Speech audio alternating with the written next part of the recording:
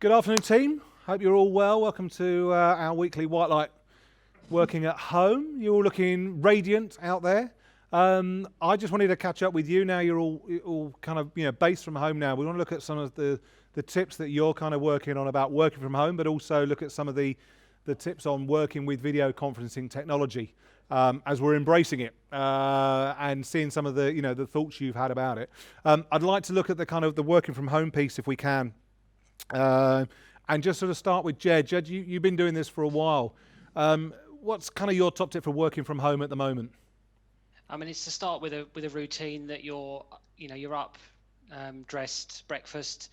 You've got a designated workspace so that once you start the day, everything's ready. You're ready to go. You're focused, and you know what everything's planned.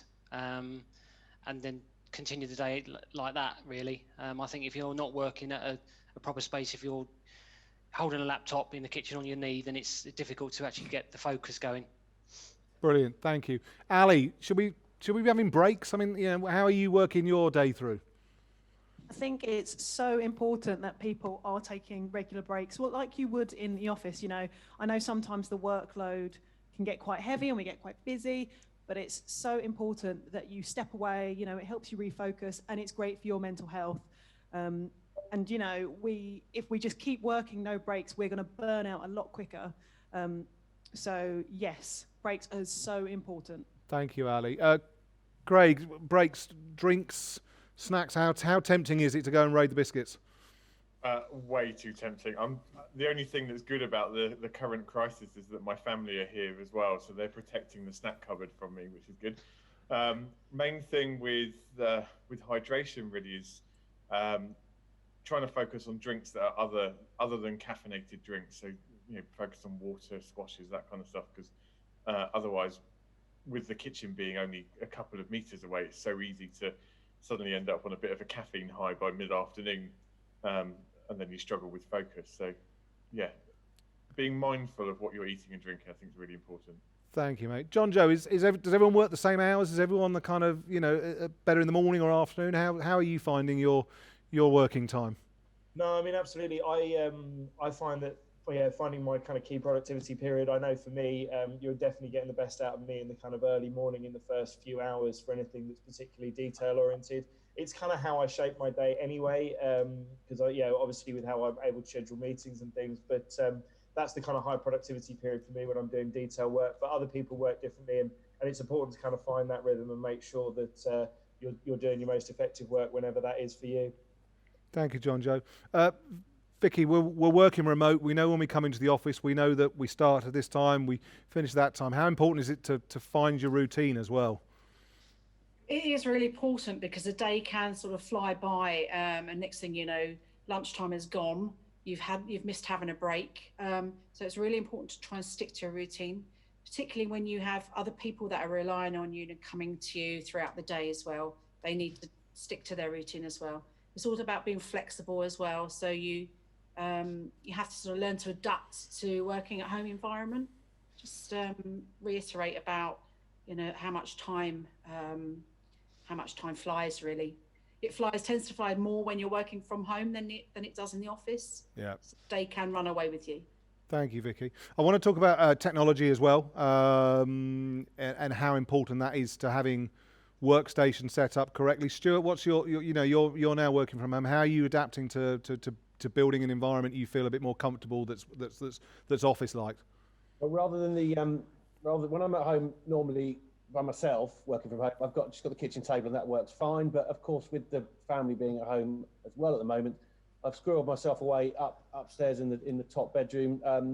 A few of us took some 20-inch screens back home from the systems department, so I've got that linked up so my eyes aren't struggling with the Brilliant. laptop all day. Table, chair, sunlight and a window, so there's some fresh air. So yeah, it's all working quite well. Brilliant. Right technology, really, really important, whether it's, I can see some of the guys on headset mics there, or screens at the right height, keyboards at the right height. It's really, really important. We're all talking to each other through a video conferencing system. We're using Zoom at the moment. I'd like to get into that if we can a little bit. One of the attributes that Zoom offers, and Lee, I'm going to come to you on this, is the virtual backgrounds. Whilst great fun from a social point of view, how important is that from a work perspective? Yeah, I mean, it's really important because, you know, as you can see from the room I'm in at the moment, you can see kind of stuff, people coming in and out the door. There's the curtains. You can kind of, if in darker times of the day, you could kind of see where I am out the window. But I can drop in either kind of a corporate logo background, something really generic, or, you know, something a little bit humorous, if needed.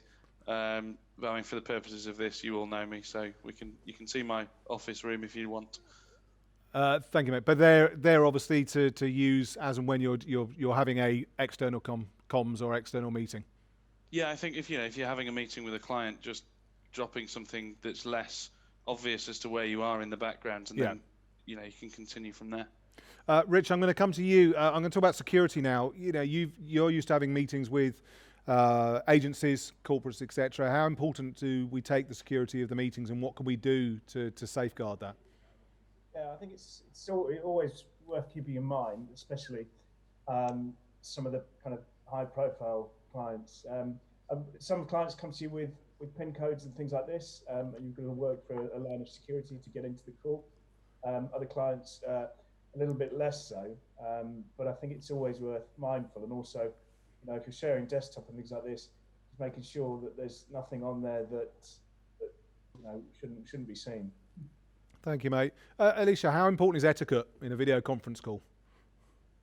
I think it's very important. You want to kind of maintain a sense of normality as if you were actually in a meeting at the office, or if you were out visiting clients. So I think it's important to try and engage eye contact as much as possible to make sure that you're continually looking at the camera, and just react to not just yourself who's presenting, but we're all in the chat together. So engaging with different people at the right time, like you would if you were in the same room in person. I think that's very important. Thank you, Alicia. And Dom, just wrapping up with you, sharing documentation online, we all know there's commercial risk there. How can we kind of protect ourselves on video conferencing? It's just a case of making sure that, if you're in a meeting, you wouldn't be, showing internal costs to your own clients in the meetings. It's just being aware of what you're showing on your desktop is something you'd be prepared to have out on your table in a standard meeting situation. It's just being planned and aware of it before you start the call. Brilliant. Thank you, mate. So, right technology, security, virtual backgrounds, etiquette, all really key things as if we were in a normal meeting.